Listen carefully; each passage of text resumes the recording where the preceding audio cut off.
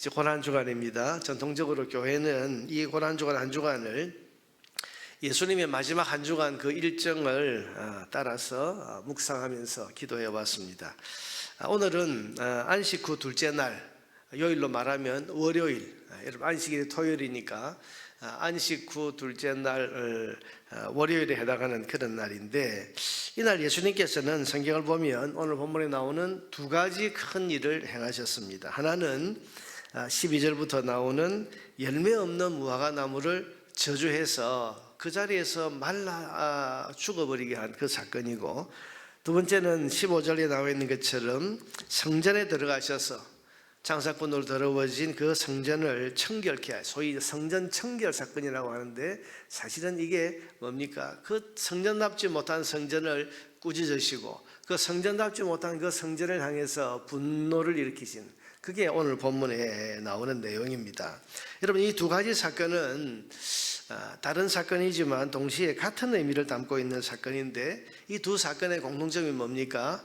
그것은 심판입니다. 심판. 주님의 심판. 자, 여러분, 지금까지 예수님은 사랑의 모습, 구원자로서의 모습을 보여주셨습니다. 우리가 알다시피 예수님은 이 땅에 오셔서 공생의 3년을 사시는 동안 죄인조차도 사랑하셨습니다. 용서하셨습니다. 용납하셨습니다.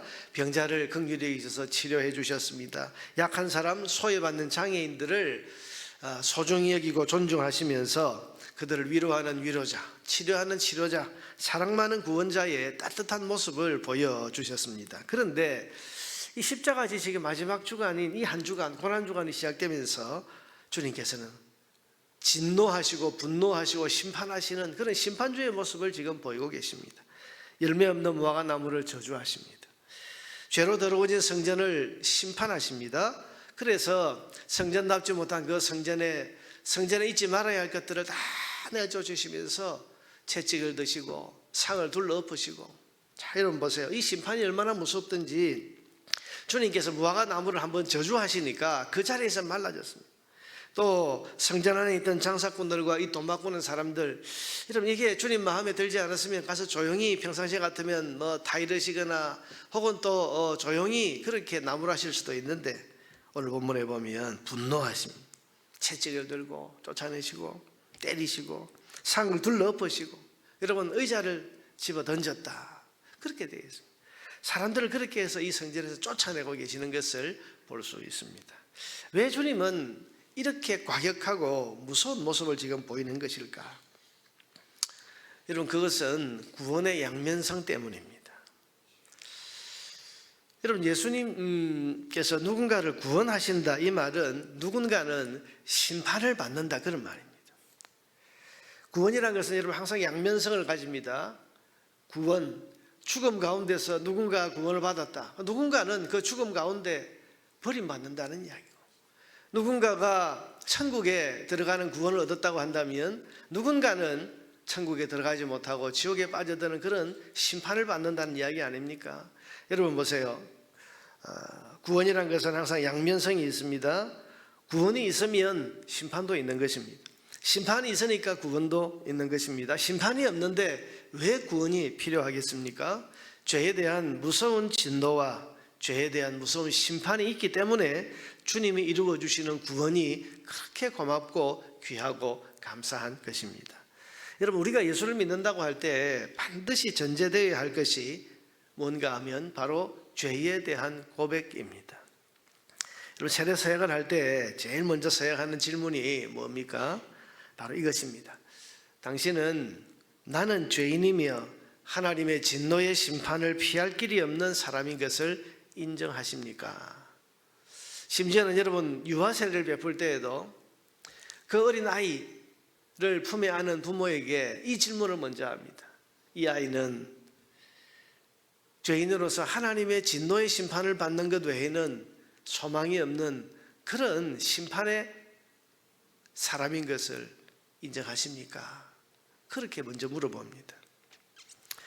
여러분, 내가 심판받을 사람이라는 것을 먼저 알지 못하고 이걸 내가 인정하지 못하면 그 사람이 믿는다고 하는 예수는 구원자 예수님이 아닐 수 있습니다.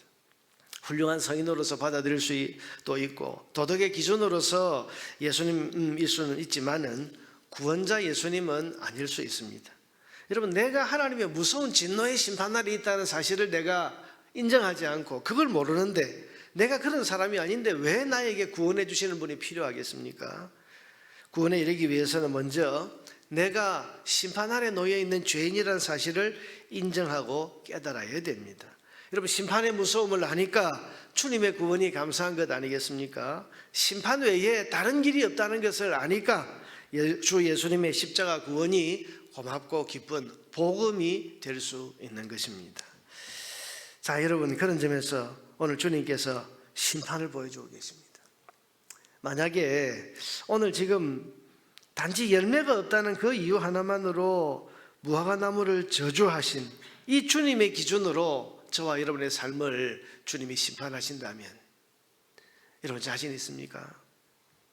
성전이 성전답지 못하다고 분노하시면서 채찍을 드시고 상을 둘러엎으시고 의자를 집어던지시면서 그들을 다 쫓아내버리시는 이 주님의 불꽃 같은 시선과 기준으로 오늘 저와 여러분의 삶을 적용을 하신다면, 여러분 주님의 이런 기준을 우리의 삶에 적용하신다면 여러분은 이 진노의 심판을 피하실 수 있겠습니까? 우리에게 익숙한, 그래서 사랑 많고 온유하고 죄인까지도 다 용서해 주시고 사랑하시는 그런 따뜻한 주님의 모습을 우리는 먼저 보았습니다만은, 그러나 그런 주님의 모습이 아니고 진노와 분노로 가득 찬 심판주의 모습, 죄와 악을 용납하지 아니하시고 가차없이 심판하시는 무서운 심판주로 주님이 우리 앞에 나타나신다면 여러분 그 앞에 설 자신이 있으십니까? 저는 자신이 없습니다. 그 불꽃 같으신 주님 앞에, 그 눈앞에 어떻게 내가 설 수 있겠습니까? 서 있을 수 없는 거죠. 요한계시록에 보면 마지막 심판의 날에 진노의 왕으로서 예수님이 심판주로 오실 때에 그때의 모습을 이렇게 그려 놓았습니다. 세상 사람들이 그 얼굴을 가리면서 그렇게 외칩니다. 산들아, 내 위에 무너져 내려서 나를 덮어서 저 어린 양의 무서운 진노로부터, 저 심판으로부터 나를 가려달라. 여러분, 그 심판하시는 주님의 모습 앞에 그 심판을 피할 길이 없는 두려움에 빠진 사람들이 차라리 산이 내 위에 무너져 내려서 나를 덮어버려서 나를 심판하시는 저 주님의 불꽃 같은 눈을 내가 보지 않도록, 저 주님의 눈에 내가 뜨이지 않도록 해달라, 그렇게 외치는 것이 마지막 심판 때에 심판당하는 사람들이 외치는 외침이라고 성경은 말씀합니다. 그만큼 심판의 주님을 대하는 것은 무섭고 두려운 일인 것입니다.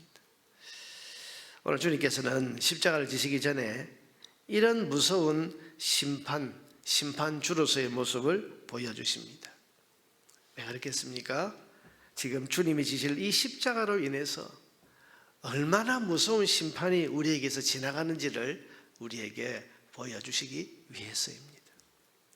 이 심판의 기준으로 세상을 본다면, 이 심판에 다시 말하면 십자가가 없다면 모두가 이런 무서운 주님의 심판 앞에 설 수밖에 없고 피할 길이 없고, 십자가가 없다면 오늘 저와 여러분도 이 무서운 주님의 심판의 불꽃 같은 눈앞에 피할 길이 없이 고스란히 열매 없는 나무처럼 저주받아서 말라 비틀어져야 되고,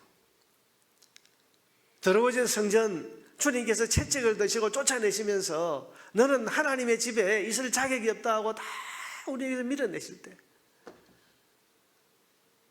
여러분 십자가가 없다면 우리가 어떻게 그 주님의 심판을 피할 수 있겠습니까? 그러나 오늘 우리는 예수님을 더 이상 이렇게 무서운 두려운 심판주로 대하지 않습니다. 왜냐하면 주님의 십자가 죽음으로 우리의 심판을 주님께서 다 가져가 버려 주셨기 때문입니다. 여러분 십자가와 함께 우리가 심판받을 죄를 주님이 다 가져가셨습니다. 십자가와 함께 우리의 영원한 저주, 영원한 형벌도 주님이 다 가져가셨습니다.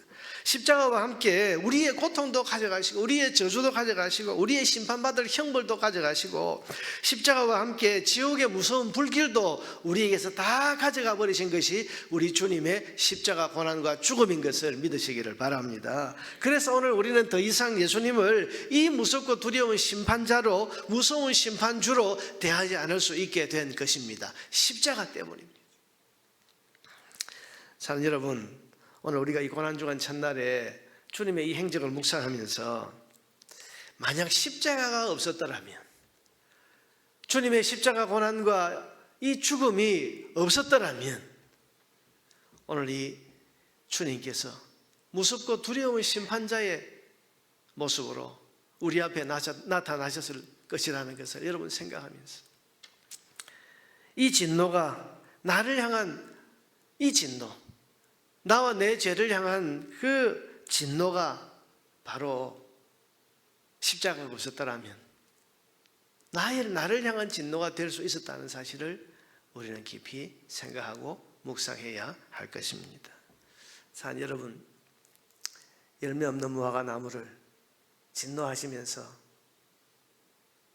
네게서 사람이 영원히 열매를 다 먹지 못하리라 저주하셨을 때 고스란히 저주를 받아서 말라 비틀어 죽을 수밖에 없었던 그 무화과 나무, 여러분 십자가가 없었다면 이게 바로 우리입니다.